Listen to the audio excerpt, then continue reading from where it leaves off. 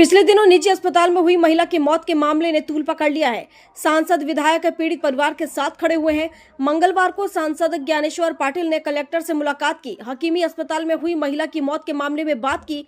सांसद पाटिल ने बताया, कलेक्टर साहब ने एक जांच दल गठित की है, जल्द ही रिपोर्ट सामने आ जाएगी। लापरवाही जिसकी भी होगी उन पर कार्रवाई की जाएगी।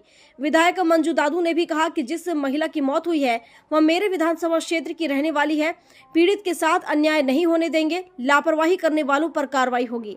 परिवार आपके पास आया है, क्या बात की गई है, क्या मांग है आपकी? जो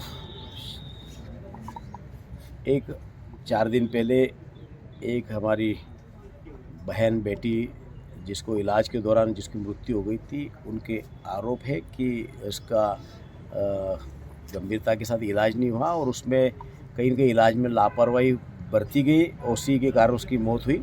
उसको लेकर कलेक्टर साहब से चर्चा करी है कि इसकी गंभीरता से जांच हो और जांच होने के बाद जो भी दोषी हो उस पर सख्त कार्रवाई हो। डॉक्टर रेहाना अमर एक सरकारी डॉक्टर है, तो जिस दिन महिला का उपचार किया गया उस दिन वो ड्यूटी पर थी, तो कोई डॉक्टर 2 जगह सेवाएं दे सकता है क्या?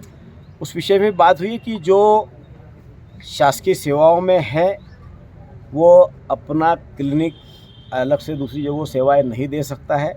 उसको भी सेवा पुस्तिकाओं में क्या नियम है उस नियमों को देखकर ही हम इनको कार्य करने दें। यदि उसमें एक शासकीय सेवा में कोई है और वह अपना स्वयं का क्लिनिक या दूसरी जगह सेवाएं नहीं दे सकता है तो उसके खिलाफ भी कार्रवाई होना चाहिए। उसको एक जांच दल माननीय कलेक्टर साहब ने बनाया है, उसकी जांच रिपोर्ट आने के बाद में सख्त कार्रवाई उनके खिलाफ होगी। अतिक्रमण में भी दवाखाना है, उसको लेकर क्या कार्रवाई की है? जो भी है वो उसकी जांच, जैसा मैं कह रहा हूँ कि जो भी शिकायतें हैं वो शिकायतों पर एडीएम साहब को उसका जांच करने के आदेश कलेक्टर साहब ने दिए हैं और उसकी जांच रिपोर्ट आने के बाद ही सारे तथ्य हम सामने रख पाएंगे।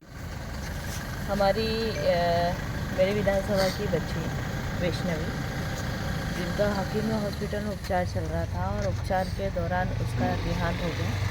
तो जो देहांत में कुछ लापरवाही परिवारजनों को लगी कि कुछ लापरवाही हुई है, तो उसी लापरवाही के विषय में कलेक्टर साहब से चर्चा करने के लिए हम पूरे परिवार के साथ आए हैं और कलेक्टर साहब से बस हम इतना ही चाह रहे हैं कि जो भी जांच हो निष्पक्ष हो और जिन्होंने ये लापरवाही की है उनको सजा मिले।